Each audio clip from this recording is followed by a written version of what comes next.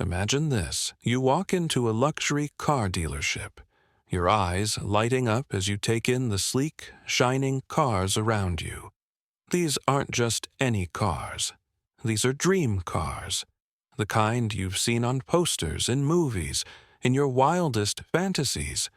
You step closer to your favorite one, your fingers itching to touch the polished metal, to feel the power of it. You're excited, maybe even a little nervous. But then something happens. Instead of being welcomed, you're judged. Instead of being treated like a customer, you're treated like a problem. A woman in a stiff suit glares at you, arms crossed. "Can I help you?" But the way she says it, she doesn't mean it. She's not offering help. She's asking why you're here at all. You tell her you just want to look at the cars. Maybe ask a few questions. Maybe, if you're lucky, even sit in one. Her eyes narrow. She sizes you up from head to toe, and then comes the real hit. "Sorry, but these cars aren't for you." At first, you think you misheard. "What?" She smirks. "I said, you can't afford anything here. So why don't you just leave before you embarrass yourself?" Your stomach twists. Your face burns. The room feels smaller. You see other customers, people who don't look like you, getting smiles, handshakes, and offers of fancy coffee. But you're being told to get out. And here's the craziest part. The people judging you, the people kicking you out, they have no idea who you really are. They don't know your story. They don't know who's about to walk through that door next. And when they find out, they're going to regret every single word. Before we get into this story, tell me, where are you watching from and what time is it? Drop it in the comments. Jordan Williams isn't your average 15-year-old. While most kids his age are obsessed with video games, social media, or sneakers, Jordan's mind is somewhere else. He doesn't just like them. He lives and breathes them. Engines, horsepower, torque. He knows it all. Ask him the top speed of any supercar, and he'll tell you without hesitation. While his friends talk about the latest rappers or football games, Jordan is watching car reviews, analyzing every detail of the world's most expensive vehicles. But here's the thing. Jordan isn't just dreaming about cars. He wants to build them. His biggest dream, to design the fastest, most luxurious cars the world has ever seen. And one day, he hopes to own his own dealership, not just to sell cars, but to create a space where anyone can walk in and feel welcome. Jordan's mother, Monica Williams, is a name that the tech world knows very well. She built her company from nothing. Years ago, Monica was just another struggling woman with a dream, working long hours, barely making ends meet. But through hard work, genius, and determination, she created one of the biggest tech empires in the world. Today, she's a billionaire. She could have raised Jordan in luxury, private jets, designer clothes, an army of personal staff. But she didn't. Monica believed that money should never define a person. So, she raised Jordan to be humble. No flashy chains, no showing off, no acting entitled. While other rich kids brag about their wealth, Jordan takes the bus to school. He wears simple hoodies and jeans. To anyone who doesn't know, he looks like an ordinary teenager. But Jordan never cared about looking rich. He cares about cars, and today, he's about to see his dream car in real life. It's a regular afternoon, and Jordan finishes school earlier than usual. He pulls out his phone and checks something that makes his heart race. His favorite luxury car dealership has just put a McLaren 720S on display. He's watched hundreds of videos on it, studied its design, imagined himself behind the wheel, and now he finally has a chance to see it in person. It's a small trip, Just a quick stop at the dealership before heading home. No big deal, right? But what Jordan doesn't know is that this visit is about to change everything. What should have been an amazing day is about to turn into a nightmare. Because some people, they don't see Jordan as a future car designer. They don't see him as a potential customer. They see him as a problem. And the moment he steps inside that dealership, they'll make sure he knows it. Jordan steps into the dealership, heart pounding with excitement. The moment he enters, he's hit with the scent of polished leather, the soft hum of quiet conversations, and the gleam of million-dollar cars under the bright showroom lights. This is his dream world. His eyes immediately lock onto the McLaren 720S. There it is. The car he's watched endless videos about, the one he's imagined driving one day. Slowly, he walks up to it, hands in his hoodie pockets. He reaches out, running his fingers lightly along the sleek, smooth metal. The craftsmanship, the power behind this machine. It's everything he's ever dreamed of. But then, something shifts. A salesman, Chris, is watching him. Not with interest, not with a welcoming smile, but with something else. Suspicion. Jordan feels it. He's been in situations like this before, when people see him and assume the worst. But today, he doesn't want to think about that. He just wants to admire the cars. He turns and walks toward the reception desk, keeping his excitement in check as he approaches the woman standing there. Her name tag reads Rebecca, manager. "Hi," Jordan says, his voice full of energy. "I was wondering if I could check out the McLaren over there." Rebecca doesn't even look up at first. Then she lifts her eyes, scanning him from head to toe. She doesn't smile, doesn't greet him. Instead, her eyebrows knit together in a frown. "Are you lost?" she asks flatly. Jordan blinks, caught off guard. "No, I just wanted to learn more about the cars." Rebecca exhales loudly, shaking her head. "Kid, we don't have time for window shoppers. These cars aren't for you." Jordan feels his stomach tighten. "I'm not window shopping. I love cars. I wanted to ask about the McLaren and the Rolls-Royce." Rebecca scoffs. Loudly, she waves over a security guard. "Listen," she says, lowering her voice but still loud enough for a few people nearby to hear. "We don't have time for kids who just want to take pictures for social media. Do you have an appointment? A bank statement? A rich daddy who's going to sign the papers?" Jordan stiffens. Rebecca smirks. "No? Then you need to leave." A few customers glance over. Some shake their heads, others chuckle under their breath. Jordan swallows hard. He does have money, more than anyone here could imagine, but he's never been the type to flash it. Still, the way Rebecca is looking at him, talking to him like he's dirt under her shoe, it burns. Just then, the door swings open. A white kid around his age strolls in, dressed in a designer suit. His shoes probably cost more than Jordan's entire outfit. Immediately, salesman Chris straightens his tie and rushes over. "Welcome, sir," Chris says with a huge grin. "Let me show you our premium collection. We just got a brand new Rolls-Royce in today." Jordan watches as the same people who ignored him now act like royalty just walked in. His hands clench into fists. He turns back to Rebecca. "Why did you let him in, but not me?" Rebecca's smirk widens. "Because," she says, tilting her head, "this isn't a place for poor black kids like you." Silence. Then, laughter. Not from everyone, but enough. Jordan feels his face heat up.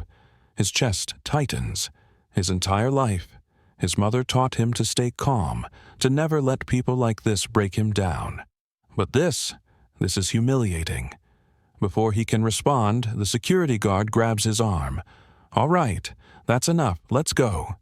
Jordan yanks his arm away. "I can walk out myself," he mutters, his voice shaking with anger. The glass doors swing open, and the cold air outside feels like a slap in the face. Jordan steps out, his heart hammering, not from fear, from rage, because the people inside, they have no idea who he really is. And tomorrow, they're going to find out.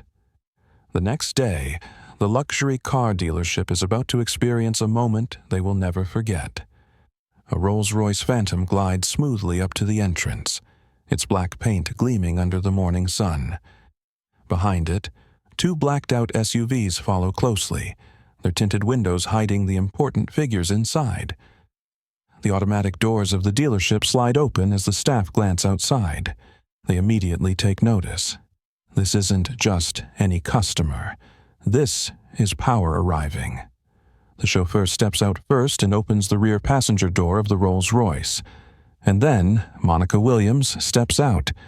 She's wearing a perfectly tailored designer suit, her heels clicking against the pavement as she walks with effortless grace. Her presence commands the attention of everyone. Salesman Chris, who had ignored Jordan yesterday, rushes forward. "Ma'am, welcome to our dealership. How can we assist you today?" he says, flashing his biggest smile. Rebecca, the manager, is right behind him, her usual cold demeanor replaced with warm enthusiasm. "Good morning, ma'am," Rebecca says, practically beaming. "We're honored to have you here. Are you looking for something specific today? A luxury upgrade, perhaps?" Monica doesn't even acknowledge them. Instead, she turns toward the Rolls-Royce, and Jordan steps out. Dressed in the same hoodie and jeans as yesterday, he calmly adjusts his backpack strap and looks around. Rebecca's smile freezes. Her face drains of color.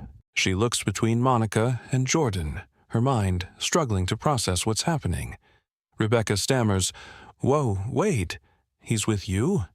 Monica finally turns to face her, her expression ice cold. "Oh," Monica says, her voice sharp, "so now he's important." Rebecca opens her mouth, but nothing comes out. Monica's eyes narrow. "Yesterday, you treated him like trash." The room goes completely silent. Employees shift uncomfortably. The security guard who dragged Jordan out suddenly finds something interesting on the floor to stare at. Rebecca swallows hard. I didn't know." Monica folds her arms. "That's the problem. You judge people before you know them." The tension in the air is thick. The other employees watch, terrified of what's about to happen. Then, Monica reaches into her Chanel handbag and pulls out her phone.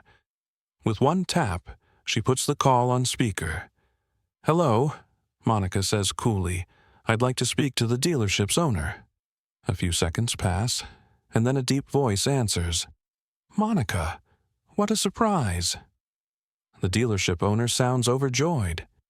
"What can I do for you?" Monica doesn't hesitate. "I want Rebecca fired. Immediately." Gasps echo across the dealership. Rebecca's body locks up. Her breathing gets shaky. Mrs. Williams, please," Rebecca begs, eyes wide with panic. I didn't know. I swear. If I had known who he was, I would have treated him better." Monica tilts her head. "And that's exactly why you're being fired." Rebecca's legs almost give out. She reaches out, grabbing the edge of the reception desk for support. The dealership owner sighs on the other end of the call. "You heard the lady," he says. "Rebecca, clean out your desk." Tears stream down Rebecca's face. "But I need this job. Please, I didn't mean it." She sobs. Monica keeps her gaze steady. Rebecca tries to argue, tries to beg, but it's over. A security guard, the same one who kicked Jordan out yesterday, steps forward awkwardly. He knows what's coming. "Ma'am," he says, voice low, "I'm gonna have to ask you to leave." Rebecca lets out a choked gasp. She looks at Monica, then at Jordan. Then, humiliated and broken, she walks out of the dealership. Monica turns back to her son. Jordan meets her gaze, his expression calm but filled with unspoken emotions.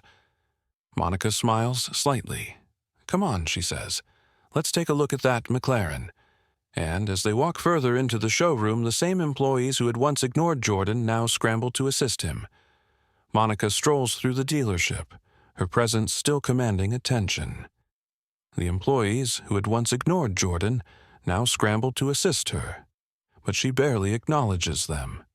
She walks straight to the most expensive Rolls-Royce in the showroom, a sleek, customized model with the finest details. The price tag? A small fortune. But for Monica, it's not about the money, it's about the message.